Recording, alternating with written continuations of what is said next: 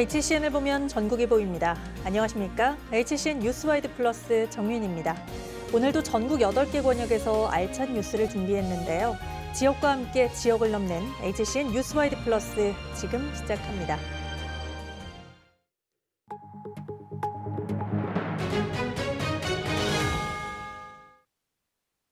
올해 연간 합계 출산율이 사상 처음으로 0.6명대로 떨어질 전망입니다. 저출산이 계속되는 상황 속에서 이제는 태어나는 아이보다 어린이집의 수가 더 많은 동네도 흔히 볼 수 있습니다. 결국 어린이집에 줄 폐원이 불가피한데 보육 공백에 대한 우려가 커지고 있습니다. 보도에 문성주 기자입니다. 관악구 신원동에 위치한 한 어린이집. 원화 모집이 쉽지 않아 운영난이 심각합니다. 해당 어린이집이 위치한 동의 출생아 수는 1월 한 달 동안 불과 3명. 그런데 일대 어린이집은 4곳으로 한 달간 출생아보다 어린이집이 더 많은 게 현실입니다. 아이들 많이 안 낳다 보니까 애들 많이 이제 민간 어린이집 같은 경우에는 많이 폐원들 하시고 그러신 것 같아요. 올해 연간 합계 출산율이 사상 처음으로 0.6명대로 떨어질 것으로 예상되는 가운데 영유아 인구 감소로 어린이집 폐원이 줄을 잇고 있습니다. 전체 가구 가운데 1인 가구 비중이 60%를 차지하는 관악구는 특히 어린이집 운영이 쉽지 않은 상황입니다. 관악구에도 한 80여 개 국공립 어린이집도 있지만 지금 100% 정원 충족률이 10% 내외고요. 지금 민간 같은 경우는 70% 정도의 정원 충족률, 8, 90%도 한 20% 정도 되어 있어요. 그래서 정원 충족률이 되게 미비한 상태죠. 네. 어린이집 폐원이 가속화하면서 보육 공백에 대한 우려 또한 커지고 있는 상황. 아이 맡길 곳을 찾아야 하는 부모 역시 힘들긴 마찬가지입니다. 복직을 앞두고 되게 힘들어 하더라고요. 그래서 멀리 직장 어린이집에 데리고 가는 경우도 많더라고요. 저출산으로 어린이집 폐원이 늘어나고 어린이집 감소는 또다시 저출산의 원인으로 이어지는 악순환이 계속되고 있습니다. HCN 뉴스 문성주입니다. 점자는 손가락을 통해 글자를 읽을 수 있도록 만들어진 특수한 문자죠. 시각장애인과 세상을 잇는 중요한 역할을 하는데 하지만 아직까지 우리 사회에서 점자책 제작에 필요한 인프라는 턱없이 부족하기만 합니다. 송원종 기자의 보도입니다. 관악구에 위치한 실로암 시각장애인 복지관. 이곳에선 시각장애인을 위한 점자책을 직접 제작합니다. 보통 점자도서관은 우편 배송으로 점자책을 대여해주기도 하지만 출판사 대신 일반 도서를 점자로 변환해 점자책을 만드는 출력 업무를 주로 담당합니다. 점자로 된 선거 공보물 등 시각장애인용 각종 유인물 역시 일반 출판사가 아닌 점자도서관에서 찍어내고 있습니다. 그러나 현재 서울시에 있는 점자도서관은 모두 9곳에 불과합니다. 2022년 기준 서울시 시각장애인 수가 약 4만 명인 걸 고려하면 그 수가 부족하다는 의견입니다. 점자 출력 업무를 더 활성화시켜야 우리가 더 다양한 책을 읽고 더 다양한 문서들을 접할 수 있는데 일반 서점 갔을 때 출판사 한 곳에서 책을 제작하는 것과 출판사 한 10개, 100개에서 찍어내는 수가 다르잖아요. 점자책을 만드는 과정 역시 순탄치 않습니다. 현재 국내 출판법상 점자책을 만드는 점역사와 교정사는 출판사로부터 텍스트 파일을 제공받을 수 없습니다. 따라서 시중에 출판된 책을 구입해 직접 스캔을 한 후 점자로 변환하는 과정을 거쳐야 합니다. 한 권의 점자책이 만들어지기까진 짧게는 한 달부터 길게는 3, 4달까지 걸리는 구조입니다. 대학교 전공서적 등 전문성이 필요한 분야의 책들은 제작 기간이 더 늘어나기도 합니다. 저도 일하면서 참 안타까운 게 대학교 이제 전공서적을 문의하는 학생들이 참 많아요. 제작 기간이 길어지니까 중간고사 이후에나 받게 되는 경우들도 허다하고 매일 쏟아져 나오는 신간 도서에 비해 시각장애인들이 읽을 수 있는 점자책이 턱없이 부족한 현실에서 이들의 독서권 확대를 위한 제도 변화가 필요한 시점입니다. HCN 뉴스 송원종입니다. 새학기가 시작됐지만 학교 인근 문구점은 썰렁하기만 합니다. 학습 준비물을 학교가 직접 제공하는 데다 온라인 쇼핑몰이나 무인 문구점까지 등장하면서 문방구는 추억의 공간으로 사라져가고 있습니다. 김민욱 기자가 취재했습니다. 각종 학용품과 가방, 실내화부터 옛 추억을 소환하는 장난감과 간식까지 이맘때면 아이들로 발 디딜 틈 없이 북적였던 문방구는 새학기를 앞두고 썰렁한 분위기입니다. 출산율 감소로 학령 인구가 줄어든 탓에 문방구 매출도 직격탄을 맞았습니다. 옛날 같으면 노트나 뭐 이런 신학기에 쓸 막 그런 물품을 사서 들고 많이 다니는 그런 때예요. 근데 그냥 조용하고. 40년 가까이 신림동에서 자리를 지켜온 이 문구점도 사정은 마찬가지입니다. 이렇게 영락고등학교, 독립중학교, 청년초등학교, 우리 이렇게 해갖고 20개 없어졌어요. 그거 저 하나 남아있는 거예요. 2017년 전국에 10,000곳 넘게 있었던 문방구는 현재 8,000여 곳으로 줄었습니다. 매년 500곳 넘게 문을 닫은 셈입니다. 2011년부터 교육당국이 직접 학교 학습 준비물을 학생들에게 나눠주기로 하면서 문구점을 찾는 아이들의 발길도 끊긴 지 오래입니다. 온라인 쇼핑몰과 대형 유통업계의 문구시장 잠식, 그리고 무인 문구점의 등장도 이 무인 소매업을 위협하는 요인 중 하나입니다. 시대적 흐름에 따른 자연스러운 현상이라는 여론이 지배적인 가운데 돌파구를 찾으려는 업계의 움직임도 감지됩니다. 문구 소매업을 소상공인 생계형 적합업종으로 지정하는 방안도 추진하고 있지만 과정이 녹록지 않습니다. 천천히 현대화를 시키고 좀 더 체계적이고 전문적인 솔루션도 좀 제공도 해주고 지역 도매상들도 보조해주고 그다음에 정부도 보조도 해주고 이렇게 좀 해주면은 조합에서도 가만히 있겠다는 게 아니라 거기에 대한 힘을 실어주겠다는 얘기예요. 한편 서울시 교육청은 학습 준비물 구매 예산의 일정 비율 이상을 동네 문구점에서 구매하도록 권장하는 내용의 공문을 일선 학교에 전달할 예정입니다. HCN 뉴스 김윤욱입니다.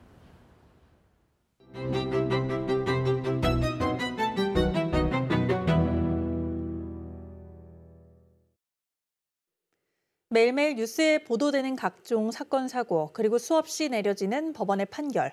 과연 국민들의 법 감정과 일치하고 있을까요? 오늘도 이준희 변호사님과 이야기 나눠보겠습니다. 어서 오십시오. 네, 안녕하세요.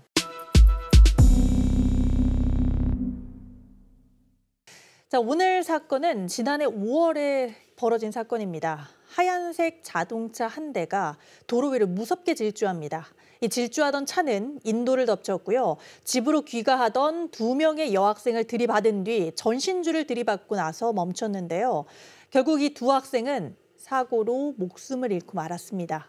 그런데 문제의 이 차량은 사고 당시 무려 시속이 120km로 달리고 있었고 운전자는 70대 고령 운전자였다고 합니다. 사고 후 1심에서 금고 4년형을 받았다고 하는데요. 얼마 전 2심에서도 그대로 이 형이 유지가 됐습니다. 자, 변호사님 우선 이 사건에서 금고라는 것이 어떤 처벌인지 궁금합니다. 기존에는 뭐 징역, 집행유예, 벌금형 이런 식으로 이야기를 들었는데 금고라는 단어는 처음 들어보는데요. 네. 그러니까 사람을 처벌하는 데 있어서 인신을 구속함에 있어서 금고와 징역 두 가지가 있습니다. 징역은 그 구금 기간 동안 노역을 시키는 것이고요. 반면에 금고는 노역을 하지 않는 것입니다. 피고인을 처벌한 법이 교통사고 처리 특례법인데 그 조문에 업무상 과실 등으로 사람을 사망이나 상해에 이르게 하면 5년 이하의 금고 또는 2천만 원 이하의 벌금에 처한다고 규정하고 있습니다. 그래서 금고형이 선고된 것입니다. 금고형은 통상적으로 고의가 아닌 과시범의 경우에 적용됩니다. 자신이 일부러 그런 건 아니고 주의 의무를 위반한 것이고 그런 과실이 크기 때문에 금고형을 규정한 것입니다. 지금 말씀 주시는 것처럼 고의가 아닌 과실이다라고 하기에는 운전자는 지금 120km로 달리고 있었고요. 법원도 난폭 운전이라고 이야기를 했다고 합니다. 그런데 혹시 과실로 보고 금고형을 내린 데에는 나이가 70대 후반이라는 것이 혹시 이 상황 때문에 반영이 된 건 아닐까. 어쨌든 고령이긴 하니까요. 네. 이 통상적으로는 고령이라고 하면 재판을 함에 있어서 판결을 선고함에 있어서 약간은 피고인한테 유리한 쪽으로 양형이 참작이 되는데 네. 이 경우는 오히려 부정적으로 작용한 것이 아닌가 싶습니다. 왜냐하면 판사들의 속마음까지는 알 수 없지만 판사님들이 아마 이 사건을 대하시는 마음이 나이가 많고 또 제대로 운전할 수 없으면 운전대를 잡지 말았어야 하는 건 아닌가라는 사실 그런 마음이 많지 않을까 싶습니다.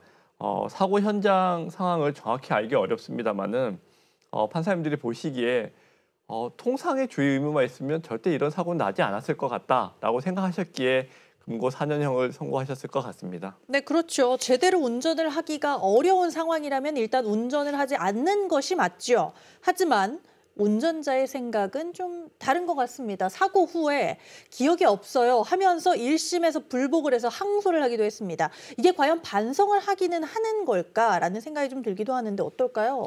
네, 답변을 보면 네. 답변 자체가 사실 약간 우왕좌왕한다는 것 자체가 피고인의 인지 능력을 보여주는 것 같습니다. 고령 운전자들이 낸 사고들을 보면 급발진이었다라고 주장하는 경우가 상당히 좀 많습니다. 이 사고를 일으킨 70대 운전자 역시 또 마찬가지였죠? 네, 맞습니다. 1심은 피고인의 급발진 주장에 대해서 세 가지 점을 말했는데요. 첫 번째는 사고 지점에 이르기까지 제동등이 점등되지 않았다. 그리고 두 번째로 제동 가속 페달의 작동부의 구조적인 결함이 확인되지 않는다. 세 번째는 급발진 등 차량 결함이 존재했다는 주장을 뒷받침할 객관적인 자료가 없다라고 했고요. 2심도 역시 마찬가지입니다. 결국 쉽게 말하면 판사님들이 봤을 때는 피고인이 브레이크를 안 밟아서 사고가 난 것이지 급발진은 전혀 관련 없는 것이다라고 아마 생각했던 것 같습니다. 브레이크를 밟지 않았다는 건 이유가 무엇이었든 간에 급발진도 아니었고요. 멈추려는 시도가 없었거나 또는 멈출 수가 없었다라는 뜻일 텐데 이 사건 외에도 고령 운전자들로 인한 사고가 끊이지 않고 있습니다. 도로교통공사의 통계에 따르면 지난 5년간 고령 운전자의 사고가 무려 15.4%나 증가했다고 합니다.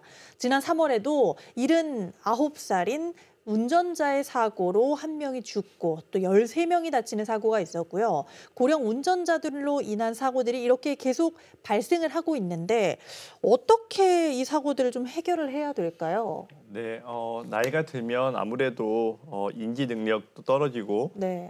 그리고 순발력도 떨어지기 마련입니다. 결국 딱 법적인 문제는 아니지만 지금 제도적으로 현재 만 65세 이상의 경우에 면허증을 반납하는 제도가 있습니다. 결국 그렇게 또 면허증을 반납하면 일정 부분 지원금을 주고 있기도 하고요. 면허증 반납을 자율에 맡기지 말고 국가가 나서서 강제로 집행하는 방법은 조금 없을까? 사실 시민들의 반응 또는 이런 사고들의 댓글들만 봐도 고령 운전자의 운전을 금지시켜야 된다 또는 처벌을 강화하자라는 의견들이 좀 상당한 편이거든요. 이런 부분은 좀 법적으로 좀 하면 안 될까요? 네, 이 사건 사고를 본 많은 사람들이 사실은 그렇게 생각할 수 있습니다. 근데 다만 이제 그렇게 간단하게 또 획일적으로 그렇게 할 수 있는 문제는 아니라고 생각합니다. 결국 나이가 들어서도 운전을 해야 되는 필요성이 있는 사람들도 있고요. 그렇기 때문에 결국에는 어떤 연령대에서 사고가 많이 일어났는지 또 사고의 피해가 어떻게 났는지 등을 면밀하게 살펴서 어떤 좀 추가적인 대책이 좀 필요할 듯 보입니다. 네, 누구나 나이는 드는 거기 때문에 물론 신중하게 고려를 해봐야겠죠. 그런데 아무튼 이 70대 운전자 유족들은 엄벌을 탄원을 했는데 금고 4년을 받았습니다. 워낙 고령이라 그 형량마저도 다 채울 수 있을지 이런 것도 좀 의문이고요. 하루아침에 딸을 잃은 가족들만 조금 안타깝게 된 것 같다라는 생각이 좀 드네요. 네, 맞습니다. 고령이고 한 점을 감안해 보면 형 집행 과정에서 가석방 등으로 나와서 형기를 다 채우지 않고 나올 가능성도 있어 보입니다. 안타까운 것은 결국 사고로 결국 어떤 자녀들을 잃은 가족인데요. 기본적으로 운전자 보험 이외에도 다른 피해 보상 방안이 없기 때문에 결국 안타까운 점들을 결국 어떻게 해결할 수 있는 방법이 마땅치는 않은 것 같습니다. 길을 가던 2명의 학생이 목숨을 잃었는데 이렇게 사고가 마무리된다는 게 참 씁쓸합니다. 하지만 이 사건의 진짜 문제는 급발진이라는 운전자의 억지 그리고 기억이 안 난다는 변명이 아닙니다. 앞으로 노인 인구가 늘면서 고령 운전자도 점차 늘고 사고도 늘어날 확률이 높겠죠. 이러한 상황에 면허증 강제 몰수든 처벌 강화든 대비책을 마련해 놓지 않는다면 또 누군가 비슷한 사고로 이렇게 가족을 가슴에 묻는 일이 반복될 수 있다는 점입니다. 생각을 참 잘 해봐야 되는 문제인 것 같습니다. 자, 오늘 순서는 여기서 마치겠습니다. 변호사님 고맙습니다. 네, 감사합니다.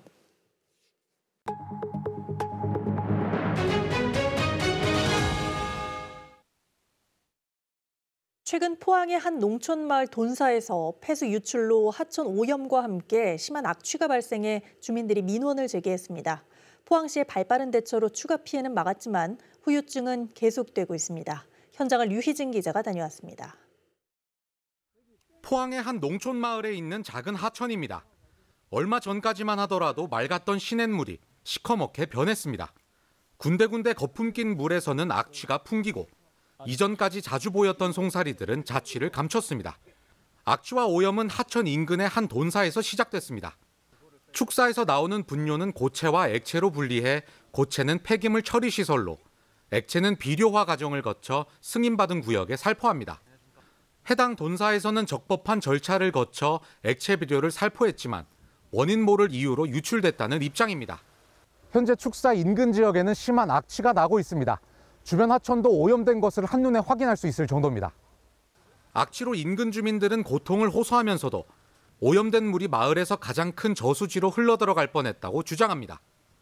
이 아래 이 도랑이 이제 폐수로 그냥 가득했어요. 그래가지고 하천이 오염된 과정이 어느 정도인가를 이제 쭉 점검하니까 저 아래 용연 저수지 들어간 입구까지 전부 그 시커먼 그 흙물이. 민원이 접수된 이후 포항시가 공사를 벌인 끝에 폐수 유출의 원인을 찾았습니다. 살포지로 사용됐던 농경지 약 5m 깊이에 설치됐던 배관이 그 이유였습니다. 이제 옛날에 과수원을 하던 자리였습니다. 해서 그 과수원에 배수를 위해서 밑에 관을 깔아놨는데 그 배관을 통해서 지금 인근 하천으로 지금 액비가 유출된 상태거든요. 해서 포항시는 문제가 된 배관을 제거하는 한편 유출과 관련해 해당 돈사 측의 고의성 여부와 관계없이 관련법에 따라 고발과 행정조치 명령을 내린 상태입니다. HCN 뉴스 류희진입니다. 서초 등 강남권을 포함한 서울 곳곳에서 오세훈표 모아타운에 대한 반대 목소리가 터져나오고 있습니다. 단독 다가구 소유주를 중심으로 재산권 침해 등 무리한 개발 방식을 문제 삼고 있는데요. 이 소식 박상학 기자가 보도합니다. 노후 저층주택이 밀집한 반포일동 주택가. 2년 전 신축 빌라 소유주 중심으로 고층 개발을 내세우며 모아타운을 추진하자 단독 다가구를 소유한 원주민들의 격렬한 반대에 부딪혔습니다. 강남 한복판, 탄탄한 임대 수익으로 생활하는 원주민들은 당장 생계를 위협받는 상황을 원치 않았기 때문입니다. 이걸 만약에 수용당하는 식으로 이렇게 아파트 한다면 내 재산권이 보장받을 수가 없어요. 임대 수입도 없어져. 그 재산권도 보장 못해. 그게 불안한 거죠. 강남 상구를 포함한 서울 12개 동 주민 500여 명이 모아타운 반대를 외치며 시청 앞에 모였습니다. 대부분 20-30년 이상 해당 지역에 거주한 단독 다가구 주택 소유주들입니다. 이들은 빌라 등 다수의 소지분권자가 소수의 대지분권자를 밀어내는 현행 개발 방식은 원주민들의 재산권을 침해하고 외지 갭 투자자와 투기 세력만 배불린다며 목소리를 높였습니다. 토지집은 5평, 빌라 소유도 아파트 입주권 한 채, 토지집은 100평, 단독 다가구, 건물 소유도 아파트 입주권 한 채라면 어떤 미친 소유가 여기에 동의했습니까? 서울시의 노후 저층주거지 개발 모델인 모아타운 대상지는 지금까지 80여 곳. 지난달 광진구 구이동 한양연립이 처음으로 착공한 데 이어 올해 10여 곳이 착공을 앞둬 성공 기대감도 높습니다. 하지만 서울시가 모아타운 활성화를 위해 노후도 요건 등 문턱을 계속 낮추면서 개발 이득을 취하려는 이들과 현 상태를 유지하고픈 주민 간 갈등도 불가피해졌습니다. 모든 주민의 최대한 동의를 받아야죠. 그런데 서울시 버전이 많아요. 뭐 신속통합도 있고 모아타운도 있고 여러 가지인데 빨리가 되냐고요. 이렇게 반대한 세력도 있고 원치 않는 사람도 있고 이런 뜻을 한 그릇에 담아내야죠. 서울시는 최근 모아타운 공모를 신청한 강남구 삼성 2동, 개포 4동, 역삼 2동 등 3곳에 대해선 주민 갈등과 투기 우려를 이유로 대상지 선정에서 제외하기도 했습니다. 서울시는 각종 인센티브를 통해 모아타운 사업에 박차를 가하고 있지만 무리한 개발을 원치 않는 목소리가 곳곳에서 확산하는 분위기여서 애초 계획했던 주택 공급 목표를 채울 수 있을지는 의문입니다. HCN 뉴스 박상환입니다. 청주시가 지난해 12월 17년 만에 시내버스 노선을 개편했죠. 그런데 한 환경단체가 이번 노선 개편으로 불편이 가중됐다며 대중교통 활성화와 탄소 감축을 위한 정책을 제안하고 나섰습니다. 성홍규 기자의 보도입니다. 충북 기후위기 비상행동이 기자회견을 열어 청주시의 버스 노선 개편이 안일하게 추진됐다고 지적했습니다. 청주시가 대중교통 활성화를 통한 탄소 중립을 이야기하면서 버스를 타고 출퇴근해도 좋을 만큼 편리하지 못하고 오히려 이동 시간이 길어진 경우가 많은 데다 온실가스 감축 방안을 설정하지 않고 노선을 개편했다는 겁니다. 특히 이 단체는 시민 550여 명의 의견을 취합해 지난달 시민과 전문가가 참석한 시민평가 토론회를 열었는데 의견을 귀담아 들어야 할 청주시가 참석하지 않았다고 꼬집었습니다. 그러면서 토론회에서 나온 의견을 바탕으로 콜버스로 인한 사각지대 해소, 버스 노동자 의견 수렴, 공공자전거 통합 플랜 등 8개의 조정 정책을 제안했습니다. 목표 설정을 분명히 하고 시민들의 편리성과 접근성, 공공성 등을 고려할 때만이 시내버스가 활성화될 수 있다. 그러나 이번 노선 개편은 과연 이런 점에 충실했는지 되짚어볼 필요가 있다. 청주시는 버스 노동자 휴게실 조성은 운수사업법에 명시된 대로 업체가 해결할 일이라고 선을 그었지만 그 외의 제안에 대해선 적극 검토하겠다는 입장을 밝혔습니다. 이번 충북 기후 행동에서 제안되는 8가지 사항에 대해서도 시에서는 면밀히 검토해서 종용할 부분이 있으면 적극 적용하도록 하겠습니다. 더 편리한 노선을 마련하고 대기 오염 문제까지 해결할 수 있는 방안에 대한 청주시의 고민이 커질 것으로 보입니다. HCN 뉴스 성홍규입니다. 국내 최대 화물 전문 항공사인 에어인천이 2030년 개항할 대구 경북 신공항에 입주합니다. TK 신공항을 전략적 물류 중심지로 발돋움시키겠다는 건데 군사 여객공항을 넘어 항공 물류공항 요충지로서의 새로운 도약의 발판이 될 전망입니다. 이정목 기자의 보도입니다. 대구 경북 신공항의 성패는 물류공항으로서의 입지를 얼마나 잘 다지느냐에 달려 있습니다. 항공 물류 인프라가 구축되면 지역 기업의 수출입이 활성화되고 이는 물동량 증가와 항공노선 확충으로 이어지기 때문입니다. 공항 활성화는 물론 지역 경제 활성화까지 좌우합니다. 이를 위해 경북도가 5일 국내 최대 화물 전문 항공사인 에어인천, 기간 전용 사모펀드 운용사인 소시어스와 협약을 체결했습니다. 에어인천이 대구 경북 공항 화물터미널에 입주하면 항공 물동량을 안정적으로 확보할 수 있는 기대를 걸 수 있습니다. 한 50톤 정도의 물량을 실는 항공기 5대를 대구 경북 신공항에 취항시킬 계획이고 그 정도 항공기면 연간 한 30만 톤의 물동량을 처리할 수 있는 수준으로서 실현 가능한 계획이라고. 이번 협약을 통해 경북도와 에어인천, 소시어스는 관련 사업 발굴과 화물터미널 활성화, 정책 수립과 화물터미널 입주 노선 개설 등을 협력하게 됩니다.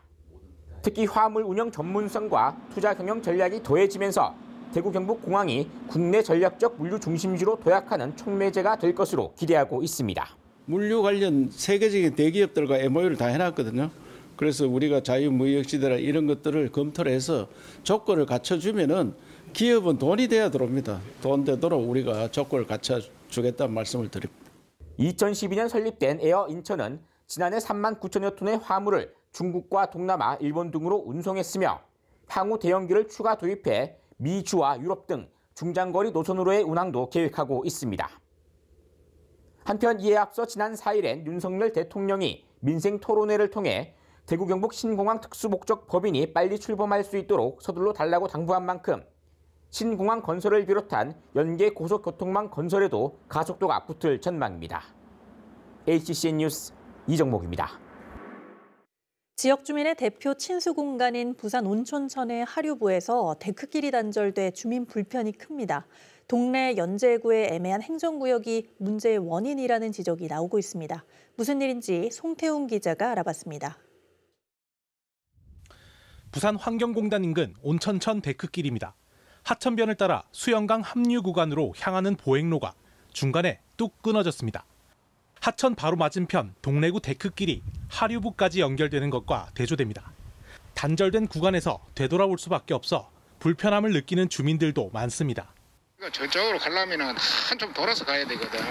그래서 여기 있으면 직선이 있으면 저 수영강 쪽으로 가는데 참 좋은 그 길이 될 거라고 생각합니다. 연제구 쪽에도 이 데크를 온천천 양쪽으로 끝까지 해놓으면은 운동하기에 아주 편리할 것 같아요. 보행로 단절 구간은 안락교부터 수영강 합류부까지 500여 미터 구간. 연제구 주민들의 이용이 잦은 곳이라 개선의 목소리도 꾸준히 나왔지만 현실화까지 적지 않은 시간이 걸렸습니다. 통상적으로 온천천을 기준으로 동래, 연제 행정구역이 나눠지는데 해당 구역은 예외적으로 동래구 관할이기 때문입니다. 동래구는 재작년 4월부터 사업을 추진했지만 설계 기준 부적합 등으로 지체됐고 결국 지난해 7월 연제구에 이관했습니다. 애매한 행정구역 탓에 같은 일을 반복한 셈인데 연제구는 총 사업비 35억 원을 투입해 올해 3월 착공을 시작으로 연결 데크 조성 사업을 연내 마무리하기로 했습니다. 이 사업은 당초 동래구 추진 사업이었는데요. 하천 점용 부적합 의견 등이 있어서 사업 계획 진행이 어려운 상황이어서 저희가 23년 7월부터 관계기관 협의 결과로 연제구에서 시행토록 협의를 했고 지역 주민들의 대표 친수 공간인 온천천. 행정구역 문제가 주민들을 위한 인프라 조성에 회방을 놓고 있습니다. HC 뉴스 송태웅입니다. 전세보증금 반환보증 보증료 지원을 모든 연령대가 받을 수 있게 됐습니다. 국토교통부는 기존 연소득 5천만 원 이하 청년층에만 한정했던 보증료 지원 사업을 모든 연령대로 확대했다고 밝혔습니다. 소득 기준도 세분화해 청년은 연소득 5천만 원 이하, 청년 외는 6천만 원 이하, 신혼부부는 7,500만 원 이하로 나눴습니다. 지자체 심사를 거쳐 최대 30만 원 한도 내에서 보증료의 90%까지 환급받을 수 있고 청년, 신혼부부는 100% 환급이 가능합니다. 운전면허를 자진 반납하는 서울시 만 70세 이상 어르신은 10만 원의 교통카드를 지급받을 수 있습니다. 7일부터 선착순으로 동주민센터에서 면허증 반납과 동시에 선불형 교통카드를 받을 수 있습니다. 지급된 교통카드는 버스나 택시 등 교통수단과 티머니 가맹점에서 사용할 수 있습니다. 경북 소방본부가 산악사고가 해빙기에 많이 발생한다며 봄철 산행에 각별히 주의해야 한다고 밝혔습니다. 지난해 경북에서는 산악사고로 모두 14명이 숨지고 150명이 다친 것으로 집계됐는데 특히 4, 5월과 9, 10월 등 등산철에 발생한 인명피해가 전체의 절반을 넘었습니다. 소방본부는 겨우내 얼었던 땅이 녹으면서 지반이 약해져 낙석이나 추락, 미끄러짐에 의한 안전사고가 우려된다며 지정된 등산로를 이용하고 절벽이나 협곡을 지날 때 낙석에 주의하는 등 안전수칙을 지켜줄 것을 당부했습니다. 올해부터 중대한 학교폭력 가해 기록은 졸업한 뒤 4년 동안 학교 생활기록부에 남아 대학 진학 또는 취업 등에 활용됩니다. 교육부는 이 같은 내용을 담은 초중등교육법 시행규칙 개정안을 이달부터 시행한다고 밝혔습니다. 이에 따라 학교폭력대책심의위원회에서 출석 정지나 학급 교체, 전학 등이 결정되면 해당 조치 내용은 졸업 후 기존 2년이 아닌 4년 동안 보존하고 퇴학 조치는 영구 보존합니다. 이상으로 뉴스와이드 플러스를 마치겠습니다. 시청해주신 여러분 고맙습니다.